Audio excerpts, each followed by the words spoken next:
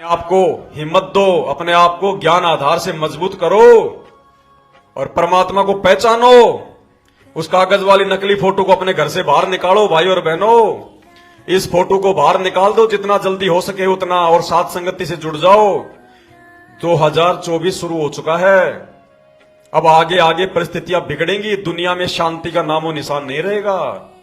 अब दिन प्रतिदिन परिस्थितियां बिगड़ती ही जाएंगी और एक समय ऐसा आएगा, यदि आप आज मर्यादा में नहीं रहोगे, गुरु को भगवान नहीं मानोगे, यदि परमात्मा का आशीर्वाद आप पे नहीं रहा, तो उन विकट परिस्थितियों में, उन प्राकृतिक आपदाओं में जो आंखों के सामने होंगी, भूकंप, बाढ़, सूखा, अकाल, युद्ध, महामारियां, उस समय आप लोग कमजोर पड़ जाओगे, हिम्मत नहीं बचेगी, मर्यादा तोड़ डालोगे और काल का दाव लग जाएगा।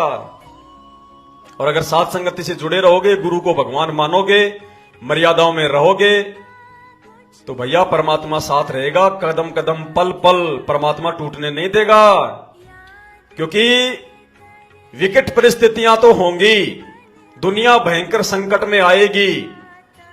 अन्यथा आज जिस प्रकार संत रामपाल जी हिसार जेल में बैठे हैं, एक कैदी बनकर, एक मुजरिम बनकर, दुनिया की नजरों में एक आम व्यक्ति की तरह, अगर इसी प्रकार सब कुछ चलता रहा तो भाई इनको परमात्मा कौन मानेगा।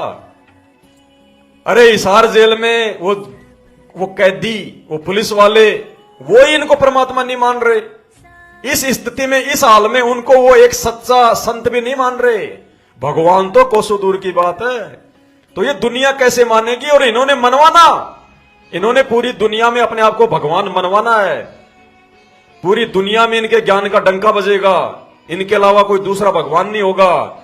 तो ये सब भाई साहब ऐसे नॉर्मल में तो नहीं होगा कि बस ऐसे दुनिया मौज करती रहेगी, राजनेता मौज करते रहेंगे, ये जेल में बैठे रहेंगे। 2028 तक इन्होंने अपने आप को भगवान साबित करना है।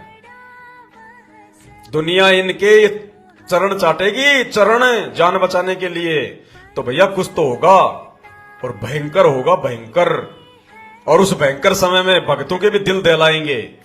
अभी जिन भक्तों की रुचि यही कार, कोठी, जमीन, जायदाद, बेटा, बेटी, संपत्ति में है ना, भक्ति भी कर रहे हैं, अपने आप को बहुत बड़ा भक्त भी साबित कर रहे हैं और कार कोठियों में उलझे हुए हैं, मकान, जमीन, जायदाद, प्रॉपर्टी, प्लाट पे प्लाट, उनका भी दिल कांपेगा यूं वो परिस्थितियां देख के कि भगवान मौत आई, हे मौत आई, हे भगवान, ये परमात्मा बचाना, मालिक पता नहीं सुबह तक जिंदा रहेंगे नहीं रहेंगे। वो भगत जो जोड़ जोड़ के मक्खन इकट्ठा कर रहे हैं और फॉर्मेलिटी में भक्ति भी कर रहे हैं, उनका यूं दिल यूं दहलेगा। तब उनको पता चलेगा कि ये काल का लोक है या फिर क्या है, ये रहने की जगह है क्या है। तब उसका ध्यान हटेगा उस संपत्ति से, उस माया से, उस प्लाट पे जो प्लाट लेके जो बैठे हैं। तो परमात्मा अंदर से हिला के रखेगा। ऐसी विकट परिस्थितियां पैदा होंगी।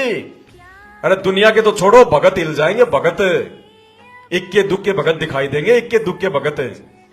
और केवल साथ संगत वाले ही टिक पाएंगे, साथ संगत वाले ही आपको उस समय दिखाई देंगे।